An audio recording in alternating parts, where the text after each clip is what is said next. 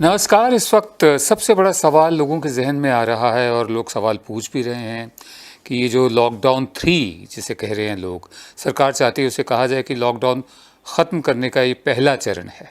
तो सबसे बड़ा सवाल ये उठ रहा है कि जब 17 मई को ये लॉकडाउन ख़त्म होगा उसके बाद क्या होगा?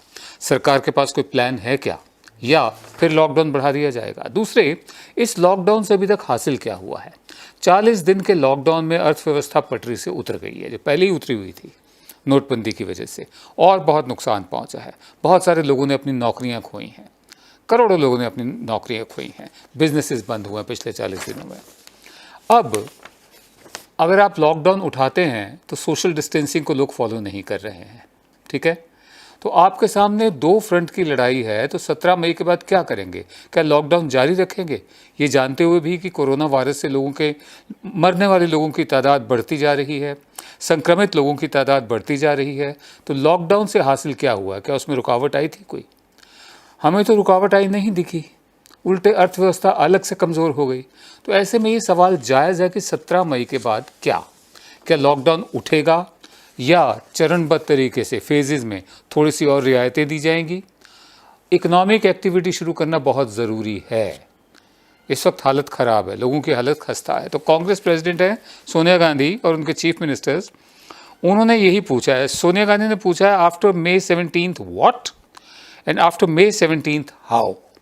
17 मई के बाद क्या करेंगे आप? हमें प्लान बताइए अपना। और 17 मई के बाद जो भी आपने करेंगे, कैसे करेंगे आप? दिक्कत यह है कि जो कांग्रेस के स्टेट्स हैं, जहां कांग्रेस के मुख्यमंत्री हैं, कांग्रेस की सरकारें हैं, वो चाहते हैं कि सरकार एक तरफा फैसला मत ले, जैसे पहले लिए हैं। लॉकडाउन लागू करने का फैसला किसी मुख्यमंत्री से सलाह नहीं ली गई, 4 घंटे के नोटिस पे लॉकडाउन कर दिया गया। उसके बाद जो जोन्स में बांटा गया, green zone, orange zone, red zone, इसमें भी किसी मुख्यमंत्री से सलाह नहीं ली गई, एक तरफा फैसला लिया गया। अब वो पूछ रहे हैं कि 17 मई के बाद क्या करने का इरादा आपका, क्योंकि आपने तो हमारे गले में डाल दिया, फैसले करके जिम्मेदारी हमारे गले में डाल दी, तो हमें भी तैयारी करनी है कि कैसे होगा। एक वीडियो कॉन्फ्रेंस हुई थी ऑल इंडिया कांग्रेस कमेटी की, जिसमें मुख्यमंत्रियों ने केंद्र पर आरोप लगाया कि ये पूरी प्रक्रिया को और भी मुश्किल बना रहे हैं। जो स्थिति, जो हालात हैं, मुश्किल तो हैं ही, उनको और ज़्यादा मुश्किल कर रहे हैं एक तरफा फैसले लेकर। साथ में ही उन्होंने ये कहा कि जो केंद्र सरकार है वो राज्यों की मदद नहीं कर रही है, फाइनेंशियल एड नहीं दे रही है। एक बड़ा ही सख्त लफ्ज़ इस्तेमाल किया,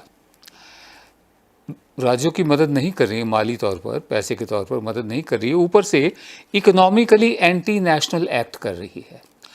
मतलब अगर माली निगाह से देखा जाए, अर्थव्यवस्था की निगाह से देखा जाए, तो देश के खिलाफ काम कर रही है, पेट्रोल और डीजल के टैक्सेस बढ़ाकर।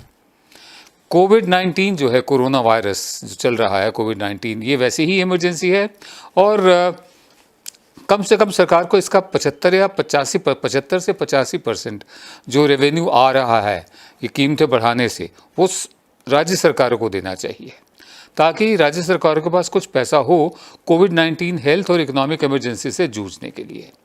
इसलिए सवाल पूछा जा रहा है, after May 17 what, after May 17 how? कौन कौन से ऐसे आधार हैं या मापदंड हैं जो सरकार इस्तेमाल करेगी कोरोना वायरस का जब लॉकडाउन ख़त्म होगा?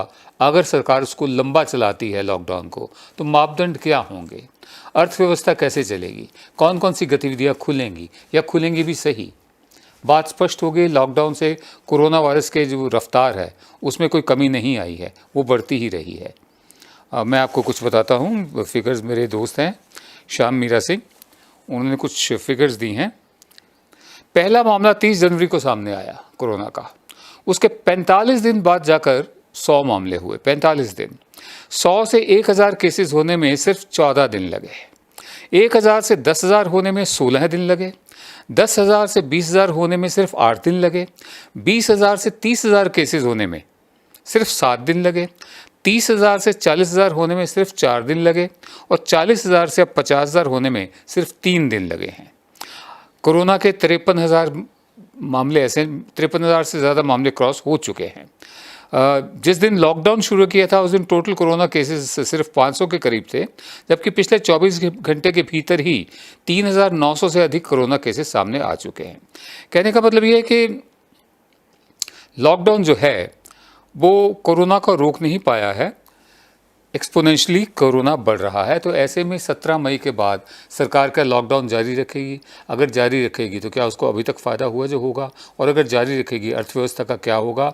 जारी नहीं रखेगी तब कोई प्लान है, या फिर एक बार फिर एड हॉक फैसले, या थाली घंटी बजाओ और दिए जलाओ जैसी, या फूल बरसाओ, इस तरह की चीज़ें होंगी, या कोई प्लान है, रोड मैप है? ये सवाल जायज़ है पूछना सरकार से। और एक छोटी सी रिक्वेस्ट है फ्रेंड्स, आपने हमारे चैनल को अभी तक सब्सक्राइब नहीं किया है तो वीडियो के नीचे देख सकते हैं रेड कलर का बटन आ रहा है, इसे इस तरीके से प्रेस करके बेल का आइकन ज़रूर से प्रेस करें। फ्रेंड्स, इसका कोई चार्ज नहीं लगता है, ये बिल्कुल फ्री सर्विस है, आपको फ्री में वीडियोज़ मिलेंगे इसके बदले। फ्रेंड्स, बढ़ते हैं अपनी वीडियो की तरफ। तो देखिए, सोशल मीडिया की ताकत देखिए, आप मीडिया की ताकत देखिए कि जहाँ पहले कर्नाटक में कल ट्रेन्स चलनी थी, लेकिन बिल्डर्स की लॉबी के साथ मीटिंग के बाद वो ट्रेन्स कैंसिल कर दी गई। 3 ट्रेन चलनी थी कल बेंगलोर से दानापुर बिहार के लिए, वो कैंसिल कर दी गई। अब प्रेशर के तहत आकर, मीडिया का प्रेशर था, सब ने आवाज़ उठाई, हमने भी उठाई, वो ट्रेन्स फिर शुरू कर रहे हैं। लोग बाग अपने अपने घरों को जा पाएंगे, जो प्रवासी मजदूर हैं, जो माइग्रेंट लेबर हैं, जो जहाँ जहाँ जगह जगह फंसे हुए हैं, वो अपने घरों को जा पाएंगे। कर्नाटक ने अपना फैसला दूसरी दफ़े पलटा है, वापस लिया है। अब वहाँ से गाड़ियाँ चलेंगी, रेलगाड़ी चलेगी। सवाल ये उठता है कि जब ये जितने भी मजदूर घरों को जा रहे हैं, ऐसा हमने दृश्य पहले कभी नहीं देखा था।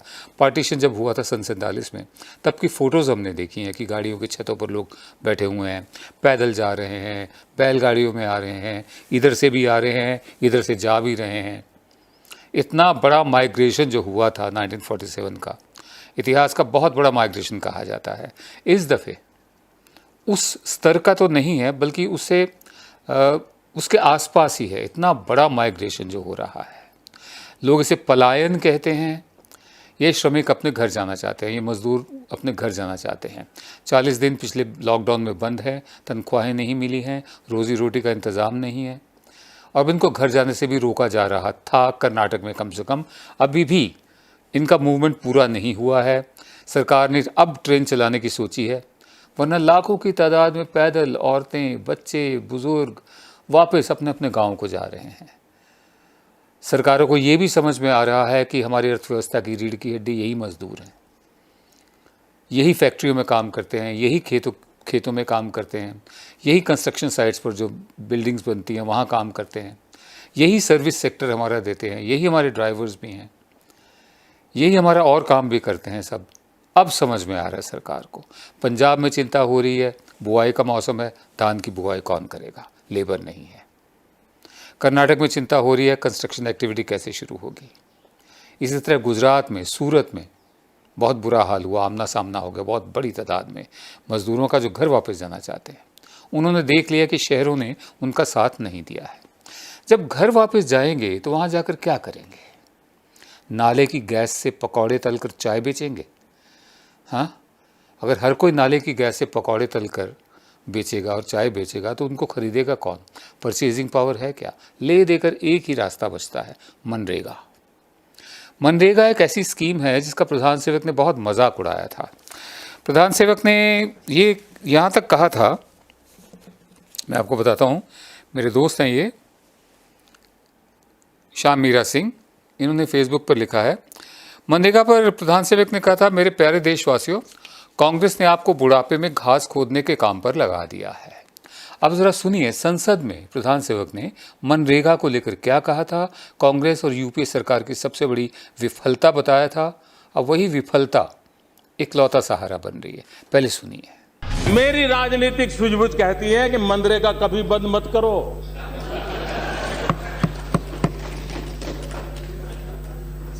मैं ऐसी गलती नहीं कर सकता हूं,